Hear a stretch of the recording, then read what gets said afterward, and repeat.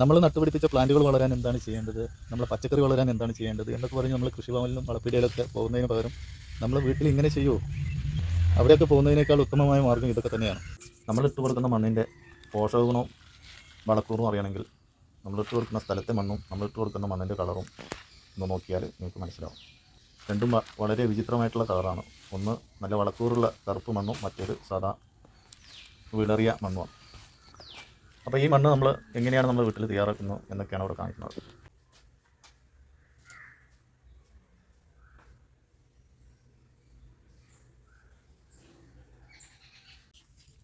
അപ്പോൾ ഇന്നലെ നമ്മൾ വളക്കൂറുള്ള മണ്ണിൻ്റെ കാര്യം പറഞ്ഞിരുന്നു.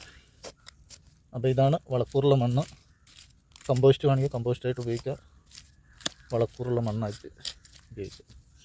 നല്ല പച്ചക്കറിക്കൊക്കെ ഇടാൻ പറ്റിയ ഏറ്റവും നല്ല വളക്കൂറുള്ള മണ്ണാണിത്.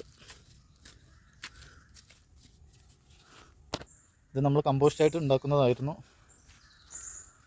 അപ്പോൾ നമ്മൾ ഒരു 6 മാസത്തോളം റെസ്റ്റ് ആവേണ്ടി വന്നു. അപ്പോൾ അതൊക്കെ കമ്പോസ്റ്റ് മണ്ണൊക്കെ വിട്ട് മൊത്തം മണ്ണായിട്ടുണ്ട്. അപ്പോൾ ഇതൊക്കെയാണ് വളക്കൂറുള്ള മണ്ണ്. ഇത് എന്ത് സാധനം ഇട്ട് കൊടുത്താലും നല്ല തഴച്ച് വളരും. അപ്പോൾ ആദ്യം മണ്ണൊക്കെ നമ്മളുണ്ട് എടുത്ത് പച്ചക്കറിക്കും മറ്റുള്ളതിനൊക്കെ ഇട്ട് കൊടുക്കാം. അതിൻ്റെ ശേഷം എങ്ങനെയാണ് അതുണ്ടാക്കുക എന്നുള്ളത് നമുക്ക് നോക്കാം. ഈ വെളുത്ത് കാണുന്നതൊക്കെ മുട്ടയുടെ തോടാണ്. അപ്പോൾ ഏകദേശം മുട്ടയുടെ തോടൊക്കെ കാണുമ്പോൾ നിങ്ങൾക്ക് മനസ്സിലായിട്ടുണ്ടാവും. എന്നാലും നമ്മൾ വീഡിയോയിൽ വിവരിക്കാം. അപ്പോൾ ആദ്യം നമ്മൾ മണ്ണുകളൊക്കെ എടുത്തിട്ട് നമ്മളെ ഇപ്പോൾ ഉണ്ടാക്കിയ പച്ചക്കറിക്കൊക്കെ ഇട്ട് കൊടുക്കുക. ഇഞ്ചിക്ക് എല്ലാത്തിനും ഇട്ട് കൊടുക്കുക. പച്ചക്കറിക്ക് എന്നല്ല, വാഴക്ക്, നമ്മളെ വീട്ടിൽ ഏത് കൃഷിയാണുള്ളത് അതിനെല്ലാത്തിനും നമുക്ക് ഉപയോഗിക്കാം. അപ്പോൾ ഇതൊക്കെ നമ്മളെ പച്ചക്കറിക്കും മറ്റും പലതിനും ഇട്ട് കൊടുത്തു കഴിഞ്ഞാൽ നല്ല വളക്കൂറുള്ള മണ്ണാണ്, നല്ല രീതിയിൽ വളർന്നു വരും. ഇതിൻ്റെ പ്രത്യേകത ഈ മണ്ണ് അടഞ്ഞു കിടക്കുന്ന മണ്ണല്ല, ഇത് നല്ല വേരായാസം കിട്ടുന്ന മണ്ണാണ്. അപ്പോൾ വേരായാസം തന്നെ ഒരു വളക്കൂറാണ്. നല്ല രീതിയിൽ നമ്മൾ എന്ത് വൃക്ഷമാണോ തൈയാണോ അതിൻ്റെ വേരുകളൊക്കെ നല്ല രീതിയിൽ ആയാസത്തോടെ പോകാൻ സഹായിക്കുന്ന മണ്ണുകളാണെങ്കിൽ അത് ഏറ്റവും നല്ലൊരു വളക്കൂറാണ്. അപ്പോൾ വേര് കൂടുതലായിട്ട് പടർന്നു പോകുമ്പോഴാണ് നമ്മളെ തൈകളൊക്കെ നന്നായിട്ട് വളരും. അപ്പോൾ ഇതിൽ അടങ്ങിയിട്ടുള്ള എല്ലാ ചണ്ടിചരക്കുകളും പട്ടയും പാളയും തെങ്ങിൻ്റെ ഓലയും ആവശ്യമില്ലാത്ത സാധനങ്ങളൊക്കെ ഇതിൽ അടങ്ങിയിട്ടുണ്ട്. പിന്നെ വീട്ടിലുള്ള പച്ചക്കറിയുടെ വേസ്റ്റുകൾ, അങ്ങനെ എല്ലാം അടങ്ങിയൊരു മണ്ണാണ്. അതുകൊണ്ട് തന്നെ അതിൻ്റെ ഗുണങ്ങൾ ഇതിനുണ്ടാവും. അപ്പോൾ ഇങ്ങനെയൊക്കെ നമ്മളെ വീട്ടിൽ തന്നെ നല്ല രീതിയിൽ വളക്കൂറ് തയ്യാറാക്കാൻ കഴിയുമ്പോൾ നമ്മൾ വളപ്പീടികയിലൊക്കെ പോയിട്ട് പ്ലാന്റിന് വളമുണ്ടോ, പ്ലാന്റ് വളരാൻ എന്താ ചെയ്യേണ്ടത്, പച്ചക്കറിക്ക് വളമുണ്ടോ എന്നൊക്കെ പോയിട്ട് വളപ്പീടികയിൽ പോയിട്ട് ഇങ്ങനെ അന്വേഷിക്കേണ്ട ആവശ്യമില്ല. നമ്മുടെ വീട്ടുവളപ്പിൽ തന്നെ ഇങ്ങനെയൊക്കെ ഉണ്ടാകുമ്പോൾ നമ്മൾ ഓരോ ചെടിക്കും മണ്ണ് കയറ്റി കൊടുക്കുക എന്നുള്ളൊരു പ്രക്രിയ ഉണ്ട്. അതിപ്പോൾ പച്ചക്കറിക്കാകുമ്പോൾ അത് പ്രത്യേകിച്ചുണ്ടാവും.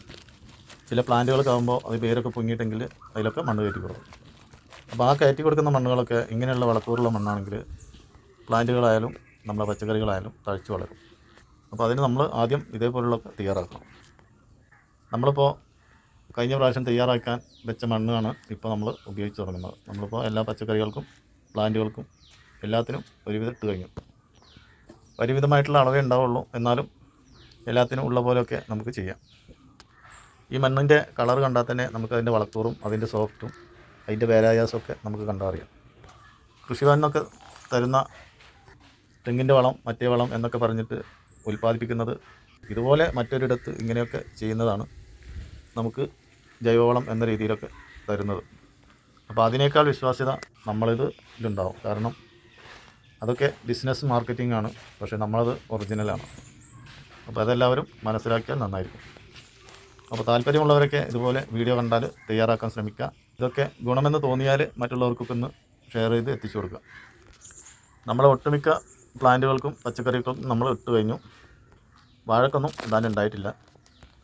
അപ്പോൾ ഇട്ട് കൊടുക്കുന്നതിന് നന്നായിട്ട് നല്ല രീതിയിലൊക്കെ അതിന് വളം കിട്ടുന്ന രീതിയിലൊക്കെ ഇട്ട് കൊടുത്തിട്ടുണ്ട്. അപ്പോൾ ഇനി ഇത് എങ്ങനെയാണ് തയ്യാറാക്കുന്നത് എന്നും കൂടി നമുക്ക് നോക്കാം. കാര്യമായിട്ട് അറിയേണ്ടത് അതാണല്ലോ. ഒന്ന് ചീഞ്ഞാൽ മറ്റൊന്നിന് വളം എന്നത് ഒരു പഴഞ്ചൊല്ലല്ല. അതൊക്കെ കാരണവന്മാരുടെ കണ്ടറിഞ്ഞുള്ള പ്രവചനങ്ങളാണ്. അത് നമുക്ക് കണ്ടാൽ തന്നെ അറിയാം, ഒന്ന് ചീഞ്ഞാലേ മറ്റൊന്നിന് വളമാകും. അപ്പോൾ ഇതിലുള്ളത് പലവിധമെല്ലാം ചീഞ്ഞഴുകിയാൽ എത്ര നല്ല വളമായിരിക്കും. തയ്യാറാക്കുന്ന വിധം കാണുമ്പോൾ വളരെ രസകരവും ഒരു നിസാരവുമൊക്കെ തോന്നുന്നുണ്ടെങ്കിലും അത് നമ്മൾ ഈ ചെയ്യുന്ന പ്രവർത്തനം ഏറ്റവും നല്ല വേണ്ടപ്പെട്ട പ്രവർത്തനമാണ്. കാരണം നമ്മളെ വീട്ടും പരിസരത്തും ചീഞ്ഞു നാറി കിടക്കുന്ന പാഴ്വസ്തുക്കളെല്ലാം നമ്മളൊരു ഭാഗത്തേക്ക് ഒരുക്കൂട്ടി വെക്കുകയാണ്.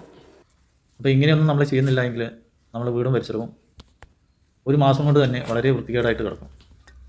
അപ്പോൾ ഇതൊക്കെ നമ്മൾ ഒരു ഭാഗത്തേക്ക് കൂട്ടിയിടുകയും അതിൻ്റെ കൂടെ നമ്മുടെ വീട്ടിലുണ്ടാകുന്ന അടുക്കള വേസ്റ്റും മറ്റുമൊക്കെ അതിലേക്ക് സ്ഥിരമായിട്ട് നമ്മൾ കൊണ്ടു തള്ളുകയാണ്. അതിൽ പച്ചക്കറി വേസ്റ്റ് മാത്രമല്ല ഉണ്ടാവുക, മീൻ്റെ വേസ്റ്റ് ഉണ്ടാവും, ഇറച്ചിയുടെ വേസ്റ്റ് ഉണ്ടാവും, എല്ല് കഷ്ണങ്ങളുണ്ടാവും, മുട്ടത്തോടുണ്ടാവും. അങ്ങനെ പലവിധം വേസ്റ്റുകളാണ് നമ്മൾ അതിൽ കൊണ്ടു തള്ളുന്നത്. അപ്പോൾ അതുകൊണ്ട് തന്നെ അതിനൊരു ഇനി പ്രത്യേകിച്ചൊരു എല്ലുപൊടിയുടെ ആവശ്യമൊന്നും വരുന്നില്ല. ഇതൊക്കെ ദുർബലപ്പെട്ട് അതൊരു എല്ലുപൊടിയായിട്ട് മാറുകയാണ്. നമ്മൾ ചെയ്യുന്ന കാര്യങ്ങളും നമ്മൾ കാണുന്ന കാര്യങ്ങളും ഒക്കെയാണ് ഇവിടെ നമ്മൾ വിവരിക്കുന്നത്.